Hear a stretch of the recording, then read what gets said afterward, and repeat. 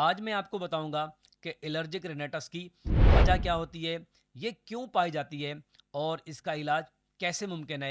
इस वीडियो में मैं आपको एलर्जिक रिनेटस के दवाइयों के इलाज के साथ साथ कुछ ऐसे टिप्स बताऊंगा, होम रेमेडीज बताऊंगा और घरेलू टोटके बताऊंगा जिससे आप एलर्जिक रिनेटस का इलाज कर सकते हैं और इसको बेहतर बना सकते हैं। सबसे पहले ये बात करते हैं कि नाक की एलर्जी होती क्या है। जब भी आप सांस लेते हैं उस सांस में हवा और ऑक्सीजन के साथ साथ उसमें डस्ट पार्टिकल मौजूद होते हैं, कुछ ऐसे डस्ट माइट्स मौजूद होते हैं, उसके साथ पोलन ग्रेन मौजूद होते हैं और इसके अलावा भी बहुत सारे केमिकल मौजूद होते हैं जो आप में एलर्जी करवाते हैं। उसमें जो मेन चीज़ है पहले नंबर के ऊपर होता है वो है पोलन, जो कि दरख्तों के फूलों से आता है।